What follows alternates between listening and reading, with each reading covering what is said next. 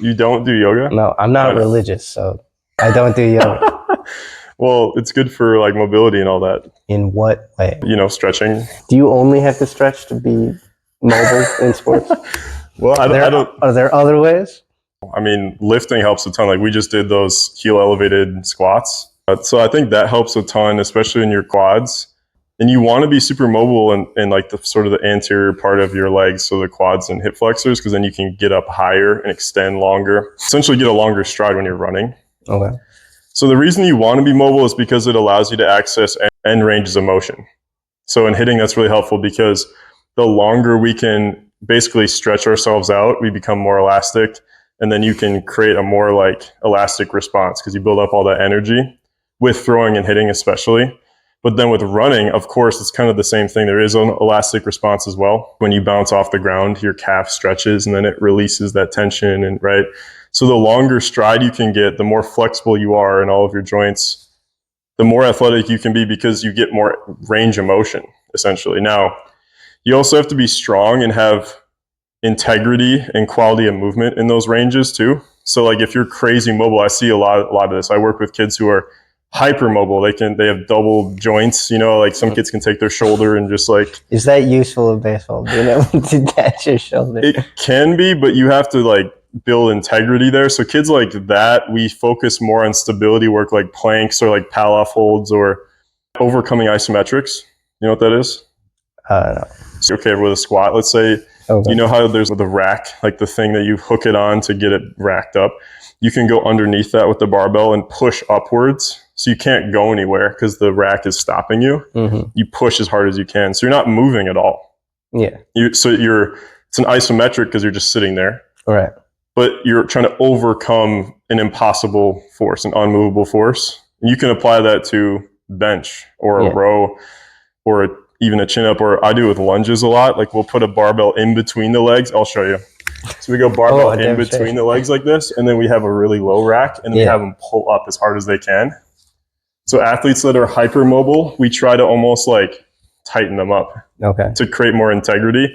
Because the issue is when they're hypermobile, they are at more of a risk for injury if they're hypermobile. So especially in the shoulders and hips. When you're crazy flexible, the chances of you like tearing your rotator cuff or like pulling a hip flexor or hamstring is just a little higher because you're accessing these ranges of motion that your body is just not really strong enough to handle.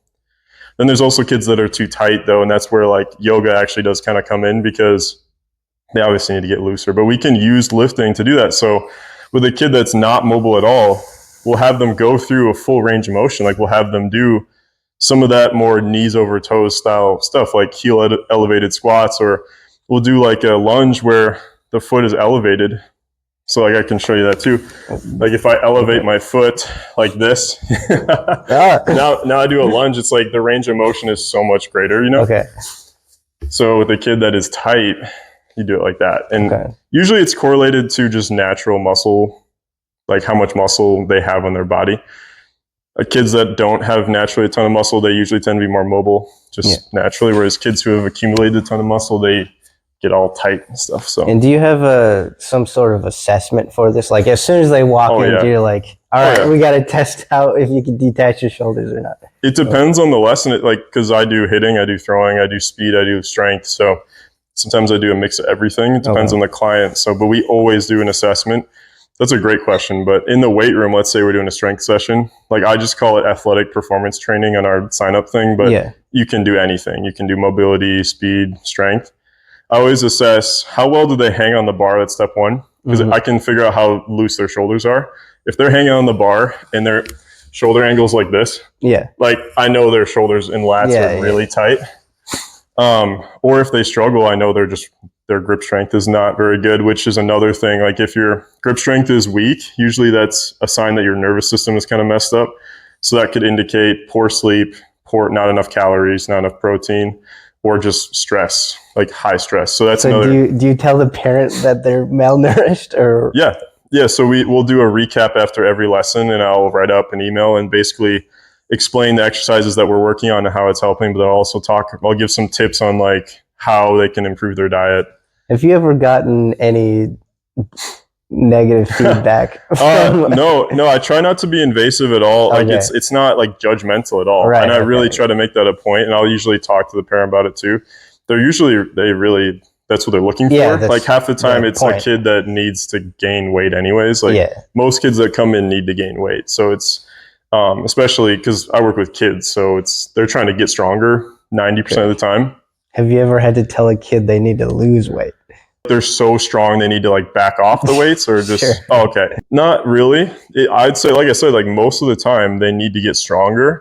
Now sometimes there is like a body composition thing, like depends on your position. Like if I was like 300 pounds and trying to play center field, that might be really difficult regardless if it was all muscle or fat. I'm just not going to have the cardio base or the ability to get to some of those balls. So you might in that case, but it's not that often that kids come in and they're like overweight. I think majority of the time they need to get stronger.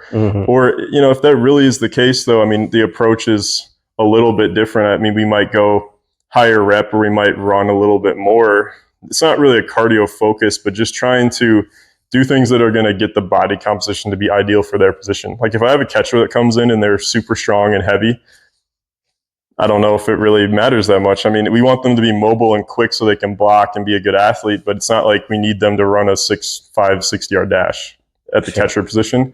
So it's a really nuanced answer because it just depends on their goals and their position and what they're trying to do. How like multifaceted or versatile do you want players to be? Or should they already have their position locked down? When you're young, you want to be extremely multifaceted. And to the point where you can play multiple sports easily. We don't want to specify like in baseball, I find. So we have our players hit righty and lefty all the time. And we have them do all their exercises on both sides. I even have them throw on their opposite hand. We have them throw footballs and javelins when we work on pitching and stuff. It's super fun. And I really like this, but I've read some studies where... Has anyone died at it? No, not an actual javelin. We just have like sticks. They're blunt. So don't worry. I've read some studies where throwing different types of objects is good for shoulder health and elbow health. So that's why we do that.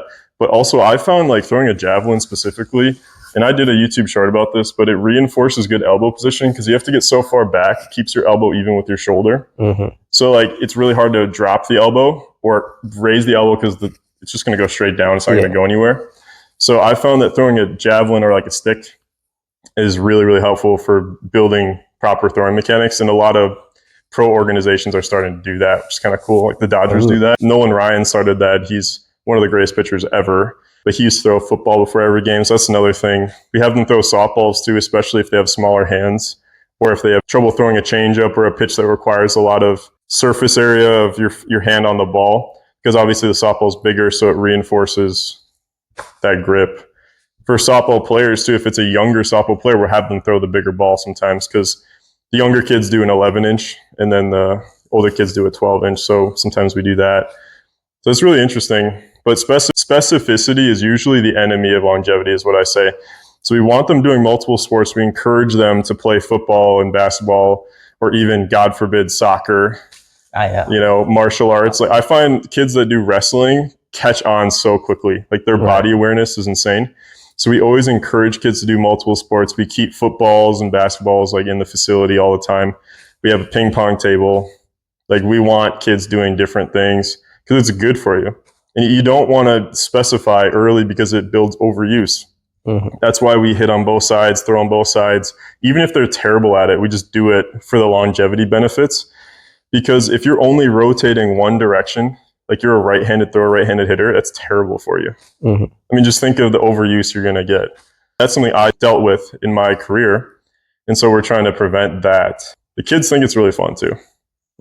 This sounds like a lot. So how do you schedule each of these different skills and activities? Most of the clients come back. So they're like repeat offenders, Okay. But really, I try to... all this thought process goes on in my head. I'm not explaining it all to the kid because a lot of it, I'm not going to say it will go over their head, but a lot of times it's just too much for the first session. They're just like, oh my gosh, I'm overloaded with information. So I'm taking note of all these things and I'm writing them down sometimes. Or obviously after my lessons, I'll write down the recap and send emails and stuff to the parents, but I'm not just explaining every little thing. But it's cool. Like, I think I should do this more on my podcast because I'm kind of explaining a thought process that no one really gets to see besides me. So, but yeah, it is really in depth. We ask a lot of questions too, and we don't always have time to go into in depth with it though during the lesson. But I'll ask about their diet and their sleep, or if they do anything else left-handed. Like if you're a righty, do you bowl left-handed or do you golf left-handed? Like I just ask questions like that. What eye is your dominant eye? That's another important thing. You're trying to determine a kid's stance. You want to put them in a position where they can focus on the ball optimally. Okay. So like I'm left-handed, but my left eye is dominant. So the problem is the left eye is further away. So if I'm closed off in my stance, the left eye has a tough time focusing on the ball. So I open my stance. And so that's an interesting way. Like I ask questions like that all the time. And the kid doesn't always know why. And sometimes they're like, why are you asking me this?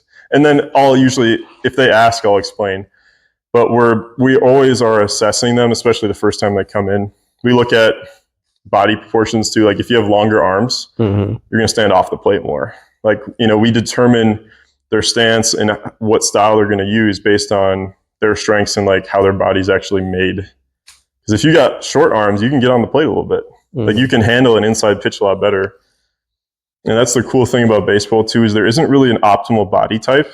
Like if you look at the Brewers right now, like I said, Jacob Mizorowski, I brought him up before. I mean, he's like almost 7 feet tall and he's super long.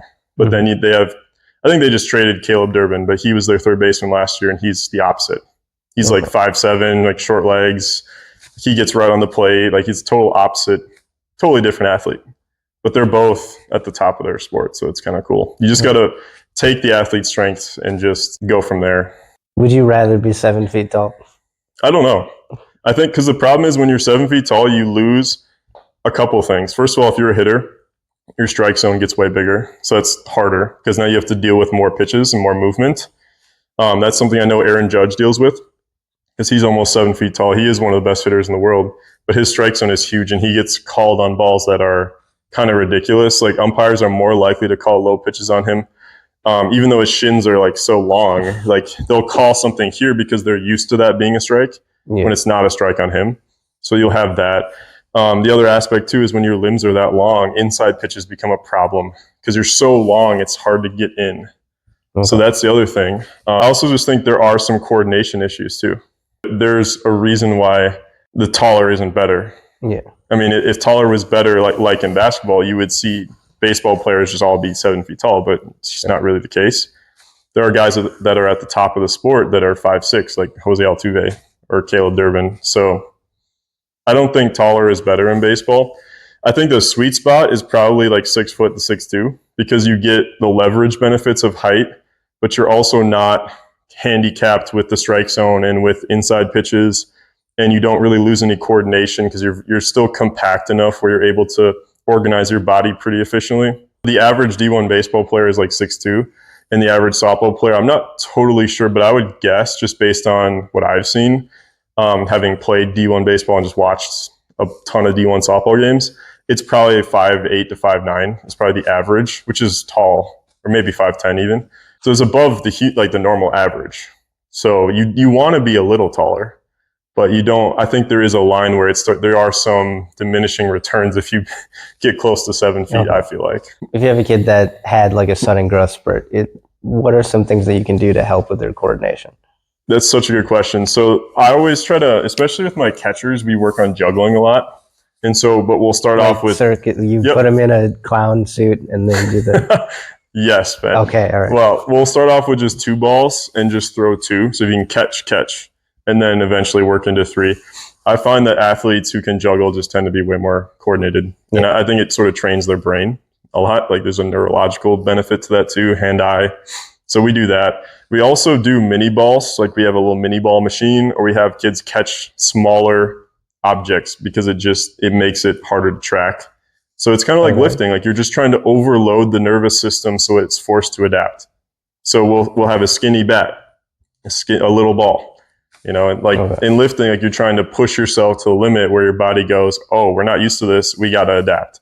So if you want to make adaptations, like build coordination, it's really no different. You're just trying to overload the nervous system to the point where it says to itself, man, we got to be better. Okay. Have you ever tried putting a bunch of them in a small car and they have to drive around? Okay.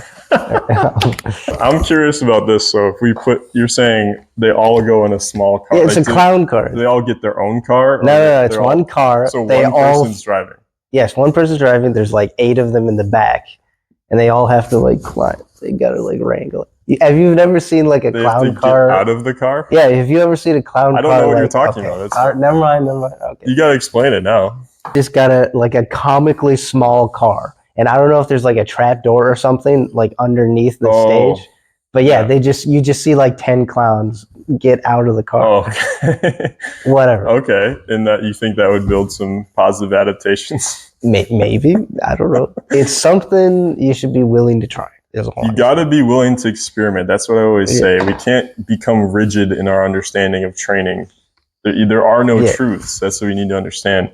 There used to be truths, and we've already moved past them. Like people used to be okay with holding the bat like this back in the turn of the century, So and smoking on the dugout. Smoking in the dugout, stuff like that. We can't be afraid of trying new things, and I think that's actually one thing that athletes struggle with. A lot of times, I'll say, "Hey, try this out," and they're like, "That doesn't feel good."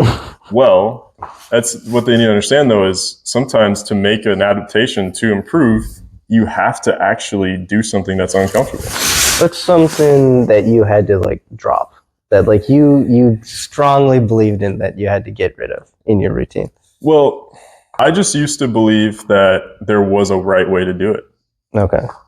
And I think there's commonalities, there's trends, but at the end of the day, there's always an exception to the rule. So the problem is coaches and athletes who start to say, this is how we should load, or this is how we should use our arms when we're running, or this is how you should finish your swing. There really is no right way.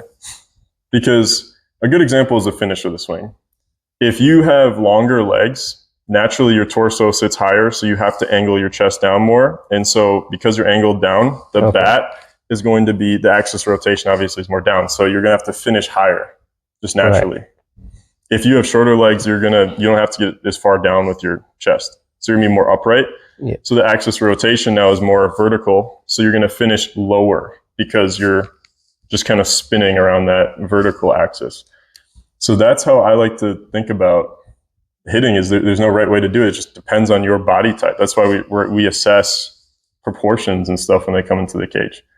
So that's what I really have gotten away from, is there's a right or wrong way to do anything. There isn't really. It's just what works for your body type, the way that you think. Also, sometimes too, the way that I explain something, I can explain something one way to one kid, but a different kid will understand it differently. So word choice matters, or how you say it, like even intonation and elocution. All those things matter. Some kids you need to be kind of like joking around and just being funny. Some kids need to feel more serious. So they feel more like they're in a real training environment. Which one do you like more? The joking one, probably. Yeah, okay. All right. Yeah, then, thank you. Normal. Okay. Thumb war. Fly away. Okay. Okay.